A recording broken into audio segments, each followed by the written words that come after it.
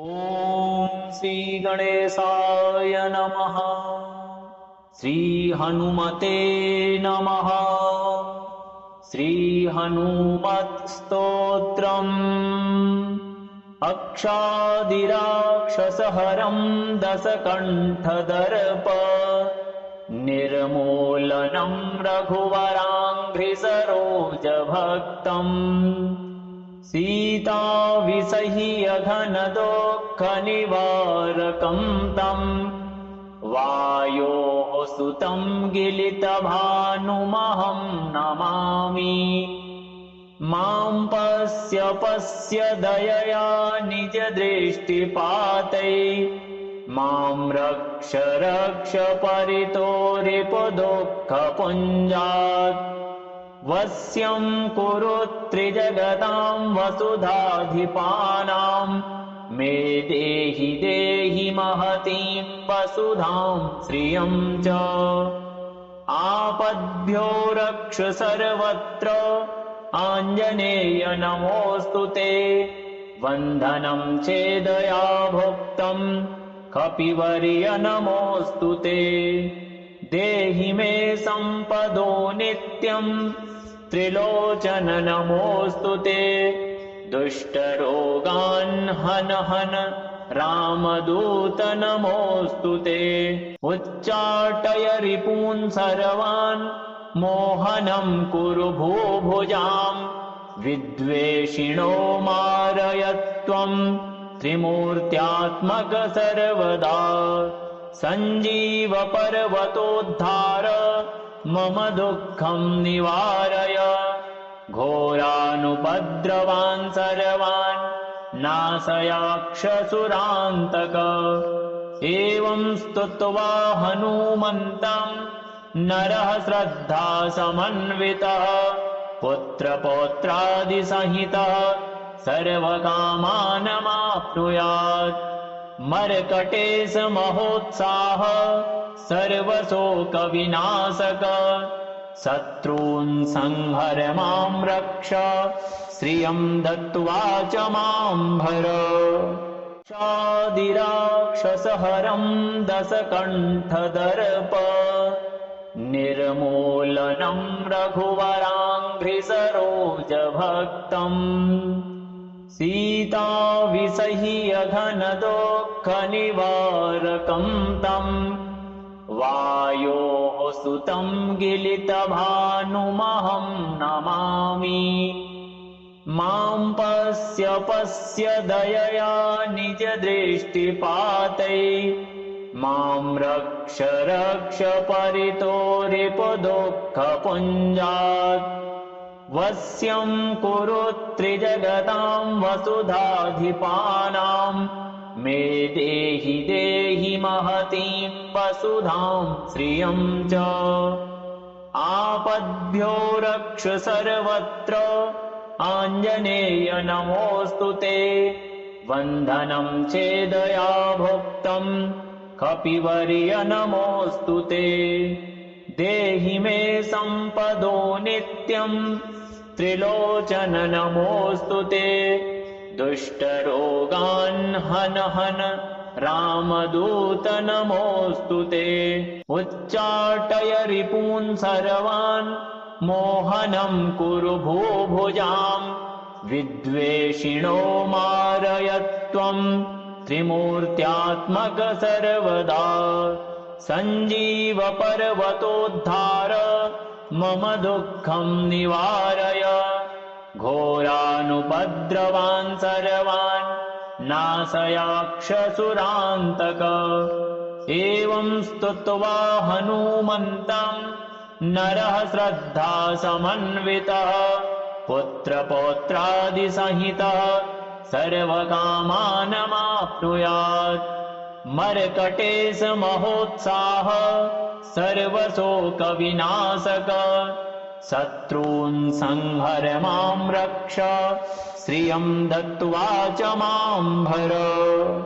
क्षादिराक्षसहरं दशकण्ठदर्प निर्मूलनं रघुवराङ्घ्रिसरोजभक्तम् सीताविसह्यघनदुःखनिवारकं तं वायोः सुतं गिलितभानुमहं नमामि। मां पश्य दयया निजदृष्टिपातै मां रक्ष परितोरिपुदुःखपुञ्जात्। वश्यं कुरु त्रिजगतां वसुधाधिपानां मे देहि महतीं वसुधां श्रियं च। आपद्भ्यो रक्ष सर्वत्र आञ्जनेय नमोऽस्तु ते। बन्धनं छेदया भुक्तं कपिवर्य नमोऽस्तु ते। देहि मे सम्पदो नित्यं त्रिलोचन नमोऽस्तु ते। दुष्टरोगान् हन हन रामदूत नमोऽस्तु ते। उच्चाटय रिपून् सर्वान् मोहनं कुरु भूभुजां। विद्वेषिणो मारय त्वं त्रिमूर्त्यात्मक सर्वदा। सञ्जीव पर्वतोद्धार मम दुःखं निवारय। घोरानुपद्रवान् सर्वान् नाशयाक्षसुरान्तक। एवं स्तुत्वा हनूमन्तं नरः श्रद्धा समन्वितः पुत्रपौत्रादिसहितः सर्वकामानमाप्नुयात्। मर्कटेश महोत्साह सर्वशोकविनाशक। शत्रून् संहर मां रक्ष श्रियं दत्त्वा च मां भर। शादिराक्षसहरं दशकण्ठदर्प निर्मूलनं रघुवराङ्घ्रिसरोजभक्तम्। सीताविसह्यघनदुःखनिवारकं तं वायोः सुतं गिलितभानुमहं नमामि। मां पश्य दयया निजदृष्टिपातै मां रक्ष परितोरिपुदुःखपुञ्जात्। वश्यं कुरु त्रिजगतां वसुधाधिपानां मे देहि महतीं वसुधां श्रियं च। आपद्भ्यो रक्ष सर्वत्र आञ्जनेय नमोऽस्तु ते। बन्धनं छेदया भुक्तं कपिवर्य नमोऽस्तु ते। देहि मे सम्पदो नित्यं त्रिलोचन नमोऽस्तु ते। दुष्टरोगान् हन हन रामदूत नमोऽस्तु ते। उच्चाटय रिपून् सर्वान् मोहनं कुरु भूभुजां। विद्वेषिणो मारय त्वं त्रिमूर्त्यात्मक सर्वदा। सञ्जीव पर्वतोद्धार मम दुःखं निवारय। घोरानुपद्रवान् सर्वान् नाशयाक्षसुरान्तक। एवं स्तुत्वा हनूमन्तं नरः श्रद्धा समन्वितः पुत्रपौत्रादिसहितः सर्वकामानमाप्नुयात्। मर्कटेश महोत्साह सर्वशोकविनाशक। शत्रून् संहर मां रक्ष श्रियं दत्त्वा च मां भर। शादिराक्षसहरं दशकण्ठदर्प निर्मूलनं रघुवराङ्घ्रिसरोजभक्तम्। सीताविसह्यघनदुःखनिवारकं तं वायोः सुतं गिलितभानुमहं नमामि। मां पश्य दयया निजदृष्टिपातै मां रक्ष परितोरिपुदुःखपुञ्जात्। वश्यं कुरु त्रिजगतां वसुधाधिपानां मे देहि देहि महतीं वसुधां श्रियं च आपद्भ्यो रक्ष सर्वत्र आञ्जनेय नमोऽस्तु ते वन्दनं चेदया भुक्तं कपिवर्य नमोऽस्तु ते देहि मे सम्पदो नित्यं त्रिलोचन नमोऽस्तु ते दुष्टरोगान् हन हन रामदूत नमोऽस्तु ते उच्चाटय रिपून् सर्वान् मोहनं कुरु भूभुजाम् विद्वेषिणो मारय त्वं त्रिमूर्त्यात्मक सर्वदा सञ्जीव पर्वतोद्धार मम दुःखं निवारय घोरानुपद्रवान् सर्वान् नाशयाक्षसुरान्तक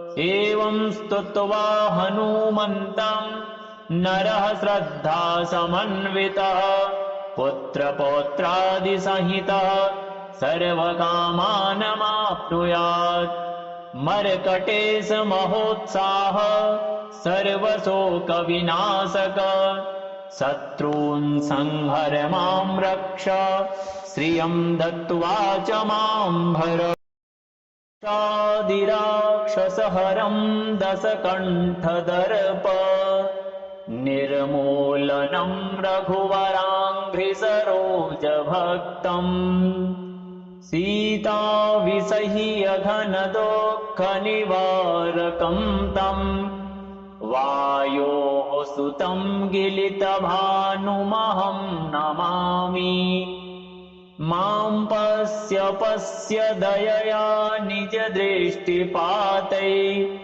मां रक्ष रक्ष परितो रिपुदुःखपुञ्जात्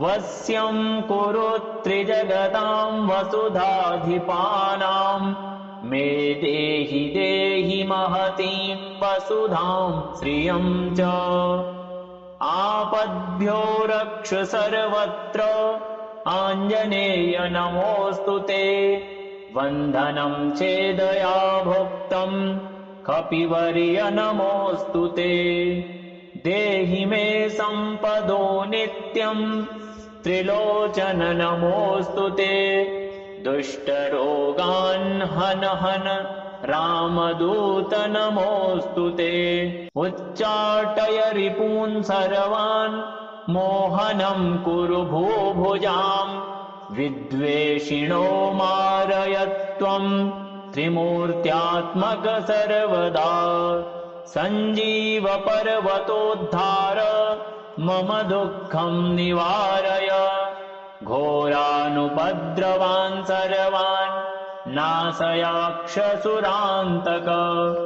एवं स्तुत्वा हनूमन्तं नरः श्रद्धा समन्वितः पुत्रपौत्रादिसहितः सर्वकामानमाप्नुयात् मर्कटेश महोत्साह सर्वशोकविनाशक शत्रून् संहर मां रक्ष श्रियं दत्त्वा च मां भर क्षादिराक्षसहरं दशकण्ठदर्प निर्मूलनं रघुवराङ्घ्रिसरोजभक्तम् सीताविषह्यघनदुःखनिवारकं तं वायोः सुतं गिलितभानुमहं नमामि मां पश्य पश्य दयया निजदृष्टिपातै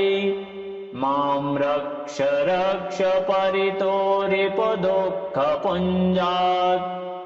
वश्यं कुरु त्रिजगतां वसुधाधिपानां मे देहि देहि महतीं वसुधां श्रियं च आपद्भ्यो रक्ष सर्वत्र आञ्जनेय नमोऽस्तु ते वन्दनं चेदया भुक्तं कपिवर्य नमोऽस्तु ते देहि मे सम्पदो नित्यम् त्रिलोचन नमोऽस्तु ते दुष्टरोगान् हन हन रामदूत नमोऽस्तु ते उच्चाटय रिपून् सर्वान् मोहनं कुरु भूभुजाम् विद्वेषिणो मारय त्वं त्रिमूर्त्यात्मक सर्वदा सञ्जीव पर्वतोद्धार मम दुःखं निवारय घोरानुपद्रवान् सर्वान् नाशयाक्षसुरान्तक एवं स्तुत्वा हनूमन्तं नरः श्रद्धा समन्वितः पुत्रपौत्रादिसहितः